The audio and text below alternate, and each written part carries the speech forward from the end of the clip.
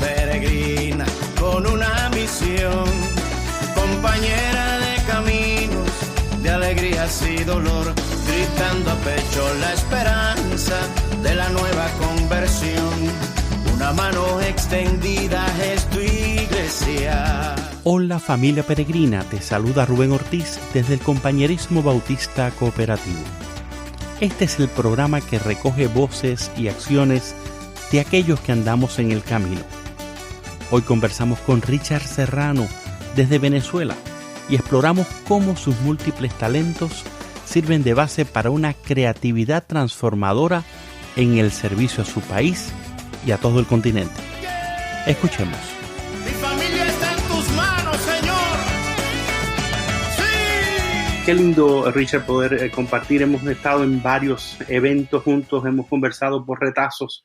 Creo que nos debemos unas cuantas conversaciones con café incluido, con música, con son cubano y con jazz y con de todo, porque tenemos muchos temas afines. Tú eres un hombre muy multifacético. Yo puedo verlo en las redes sociales con tu forma de escribir, con cómo manejas tu verbo, pero a la misma vez la música, cómo compones y a la misma vez hablas de la teología, de la Biblia, de la misión de la iglesia. Quiero saber que eres un podcaster nuevo, ahora recién estrenado, con un tema bien interesante que tienes que contarnos acerca de tu nuevo podcast. Y también eres padre y esposo y pastor local. ¡Wow! No me alcanzaría el tiempo para contar todas las cosas que eres, pero como persona multifacética, cuéntanos un poquito de ti para que familia peregrina te conozca. Tanto gusto, Rubén. Para mí es un honor, francamente, estar aquí en tu podcast, en tu programa. Te he estado siguiendo, he estado celebrando las cosas buenas que estás generando en un tiempo muy oportuno. Tu programa llega para ofrecer orientación respecto a una realidad que es la familia peregrina. Y hablar de familia peregrina es hablar de nosotros mismos, porque ¿qué latinoamericano no tiene algún vínculo con un familiar que ha tenido que salir, que ha tenido que llegar, que ha tenido que regresar? Aludes al asunto de lo multifacético.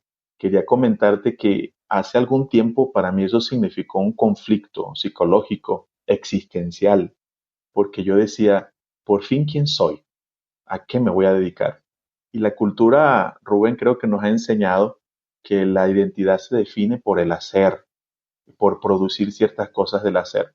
Pero cuando, gracias a Dios que algunas disciplinas nos han ayudado, por ejemplo, esto de las inteligencias múltiples, nos ayuda a comprender que no significa una contradicción necesariamente.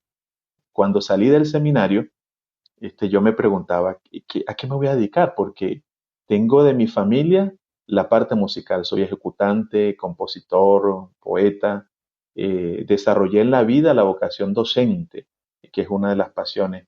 Por mi formación me encontré pues con la teología y la pastoral. Y tengo algo escondido también por allí, que es la pasión por las comunicaciones. Entonces, hace un tiempo estaba estudiando un curso gratuito con la UNAM de México y aprendí una técnica, que es la técnica de la T para las personas creativas. No es que me esté definiendo como tal, sino que eso me ayudó un poco a comprender la complejidad y me dio descanso.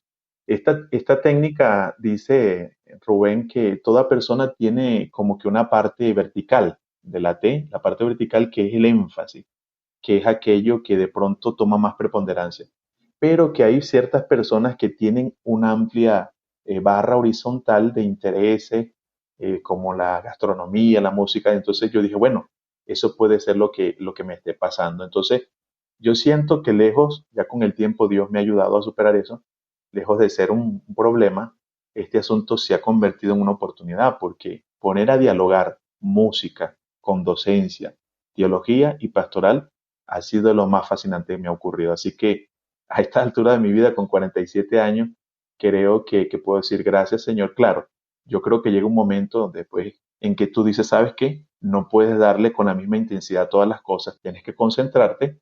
Y bueno, llegó un momento en que entendí, cierro el rectorado del Seminario Teológico Bautista de Venezuela, voy a la casa a ayudar a mi esposa con 2 hijos adolescentes, porque ella es la que ha estado más tiempo en la casa.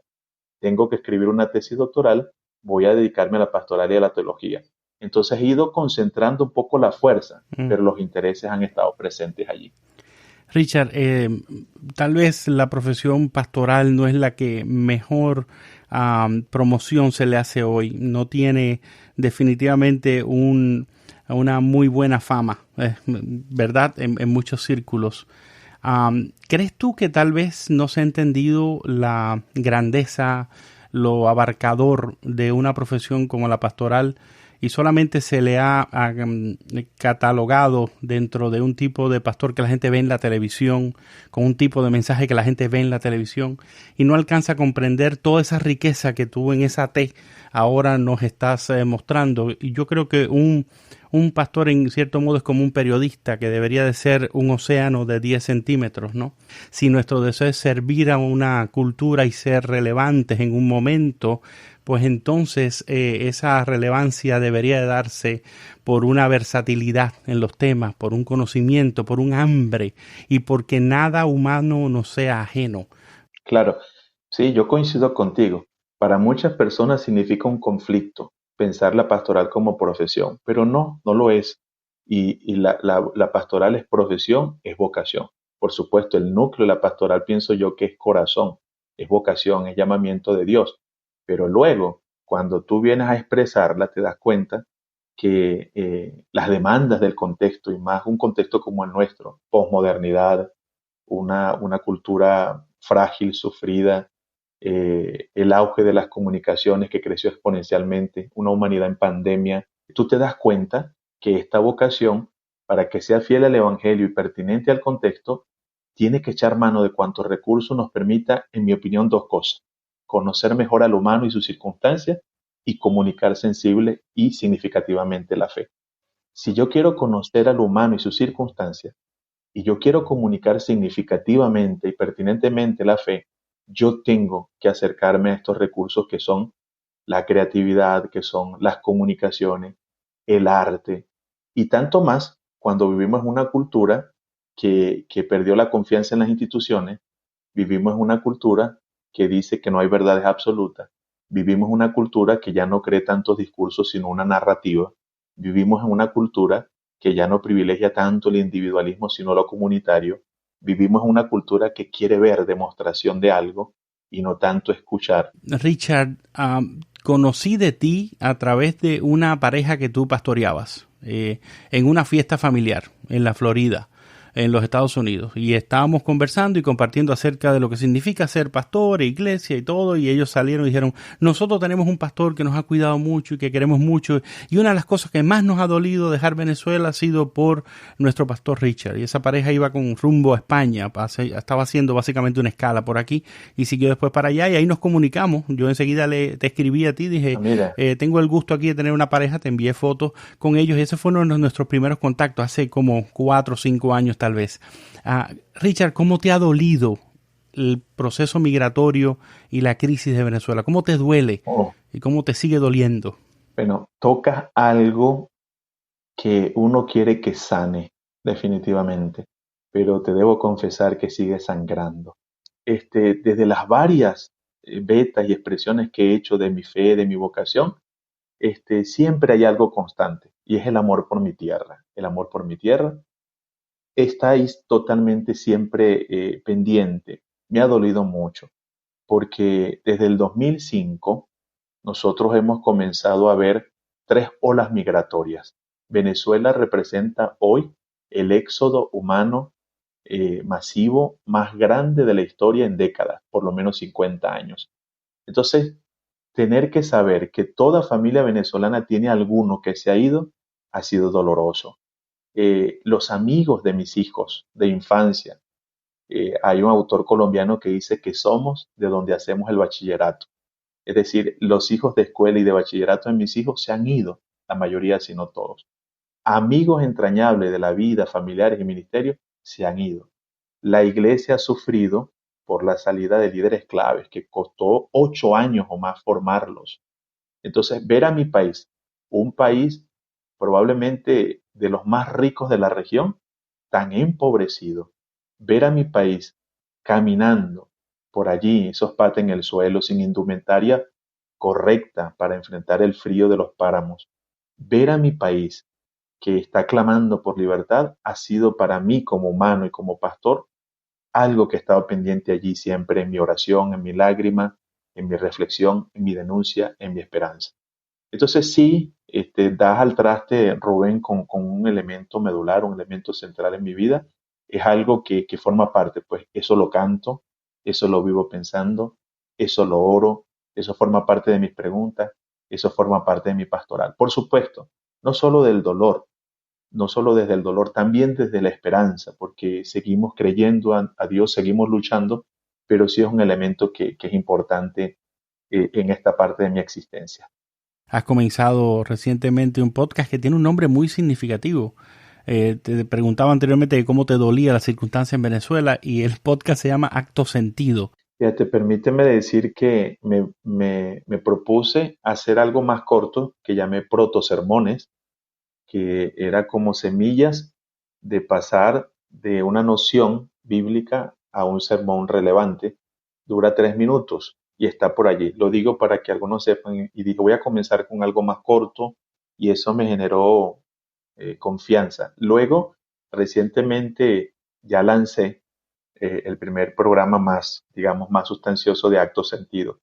Y Acto Sentido viene a recoger tres categorías, lo que es espiritualidad, enseñanza, aprendizaje y la vida significativa. Porque lo que estoy es haciendo esa pregunta existencial, ¿por qué hacemos lo que hacemos? ¿Qué hay detrás de todo lo que está haciendo la sociedad, bueno o malo? Y tratar de aportar desde el Evangelio principios para una vida significativa. Y combina dos categorías, como bien has dicho, Rubén: acto, que tiene que ver con el hacer; sentido, que tiene que ver con el ser. Porque a veces hacemos cosas sin saber por qué lo hacemos o desde lo que somos, o a veces nos preocupamos mucho por el ser y las abstracciones, pero no actuamos. Y bueno, lo tenía Rubén por ahí escondido, por esa vena de la comunicación, y yo dije, bueno, este es el tiempo. Estoy en casa, puedo administrar algunas cosas, entonces voy a lanzarme definitivamente. Y ahí estamos, te agradezco que me permites promocionarlo por acá. ¿Cómo no? Vamos a tenerlo también en las notas del programa, la gente lo puede seguir ahí, siempre estamos anunciando cosas buenas y con buen contenido. Hablando de contenido, lo decías claramente, lo tenías por ahí, pero ahora llegó la pandemia. Coincidimos en este pensamiento en que el bajarle el nivel de actividad, de activismo y de eventismo que teníamos, de evento en evento, nosotros los líderes religiosos, al bajarle a eso hemos aumentado nuestro nivel de reflexión. ¿Cómo podríamos llegar a un tercer nivel de transformación? No sé. Sí, pienso que ha habido varias cosas que han, ¿cómo se llama?, estimulado la creatividad y la producción en otro sentido. Porque estábamos muy productivos, pero desde el punto de vista de eficiencia, programas y actividad. Pero ahora nos pusimos productivos, pienso yo, desde el punto de vista más reflexivo, más humano y más vinculado al sentido. ¿Qué creo que nos ayudó? La bofetada de la historia.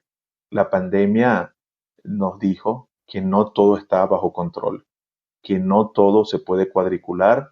Se suspendieron los vuelos, se suspendieron todas las agendas y los eventos. No pudimos realizar una agenda ni en la iglesia ni en los templos. Eso fue una gran bofetada, porque la pregunta es, ¿y ahora qué? ¿Cómo interpretamos esta vida? Un segundo elemento, Rubén, creo que ha sido la vuelta a lo sencillo, a lo básico. Nos dimos cuenta que esa gente que amamos, que llamamos familia, tiene una importancia que a veces no le estamos dando en el hecho. De pronto en la mente y en el corazón sí, pero no había oportunidad de ver la lágrima del otro, de reír, de sentarnos a la mesa a jugar, de preguntarnos durante todo este tiempo que han estado sintiendo, o de cara al futuro cómo ven la cosa. Yo creo que eso ha sido esa vuelta a la casa, a la sobremesa, a la conversación sencilla y sincera. También la vuelta a ver la iglesia desde la familia, desde lo básico, que no depende del pastor y el equipo, sino que la iglesia somos todos, que la iglesia no depende del templo, que la iglesia no depende de las actividades, que la iglesia tiene que ver con el amor, con la esperanza, con la fe, con la solidaridad. Richard, tú has sido un animador también y una parte importante de la Unión Bautista Latinoamericana. En los últimos eventos de los últimos años en la ULA te hemos visto activo con la música, con tu ritmo, a la misma vez con tu reflexión, con tu versatilidad